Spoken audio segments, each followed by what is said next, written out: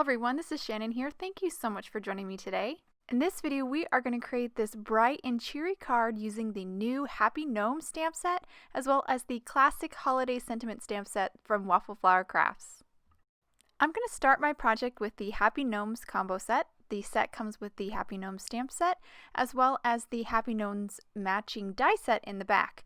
I'm going to stamp several images from this set onto a piece of Bristol paper. This is just a scrap. So I've arranged 5 gnomes here, as well as 2 little rabbits from the set and a candy cane.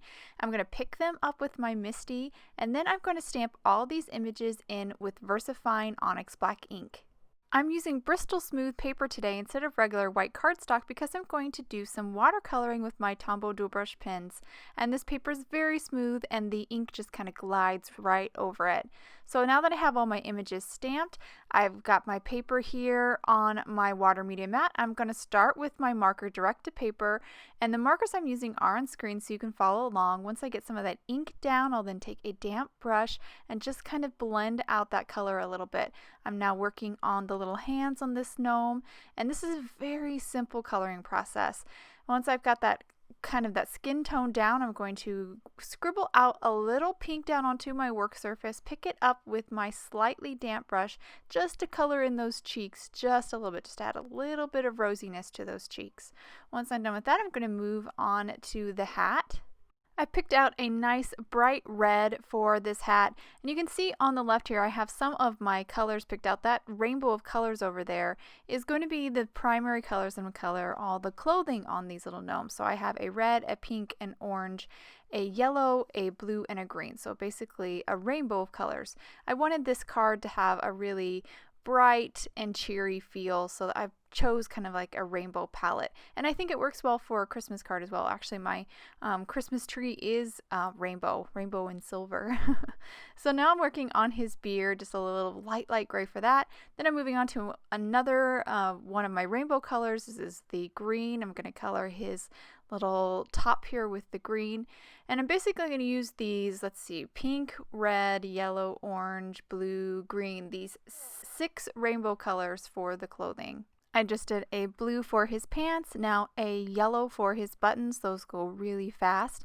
Then I have a really dark gray, basically a black picked out for the boots.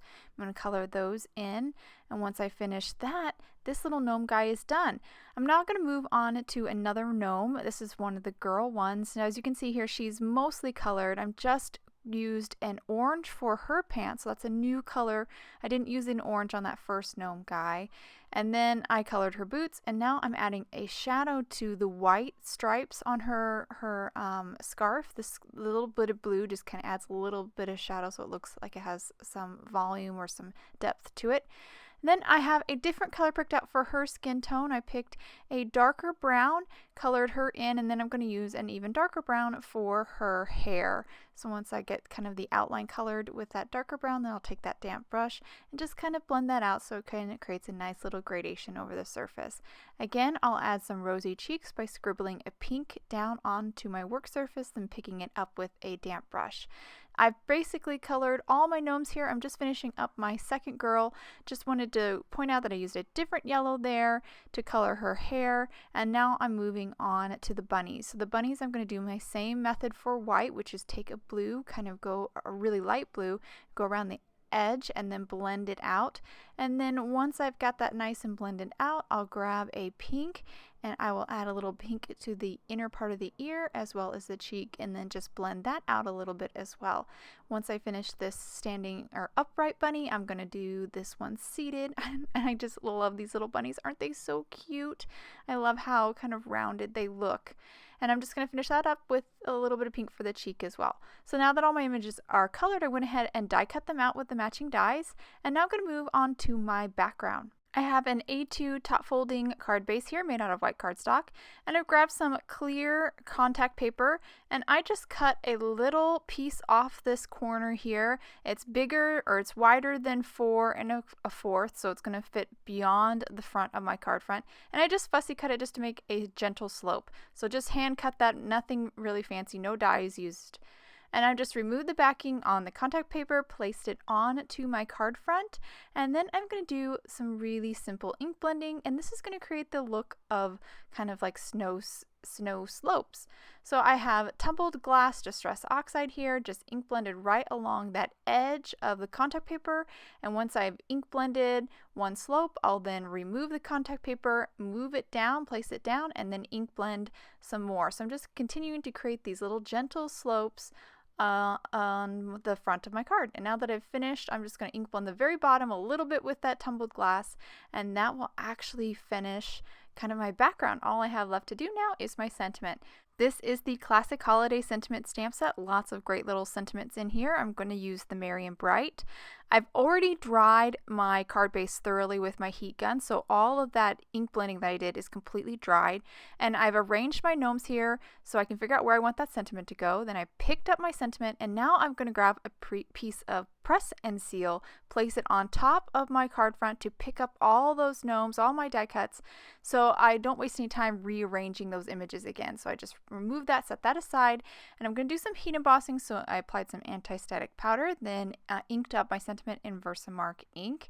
Now I'm going to pour on some silver embossing powder, and then I'll just tap off the excess and then heat set with my heat tool, and that will complete my sentiment. Now all I have to do is kind of bring this all together. So I have all my gnomes here on my press and seal. I'm just going to add some liquid glue to the back side of each of these gnomes, and the rabbit and the candy cane, then flip it back over and then stick it right onto the front of my card. Once I kind of have everything back in position, I'll then carefully remove the press and seal. And because I use liquid glue, I have a little bit of wiggle room here to kind of adjust these gnomes a little bit more, but that will actually complete my card. All I have left to do is just do a little bit of glue on that candy cane, and my card is done. And I'll hold this card up to the camera so you can get a good look at all the details in this card, including that really simple ink blended background to the easy watercoloring that I did with Tombow dual brush pens, and these super cute gnomes and bunny. Just love this set, illustrated by Liz, my tinker. She is amazing, so talented.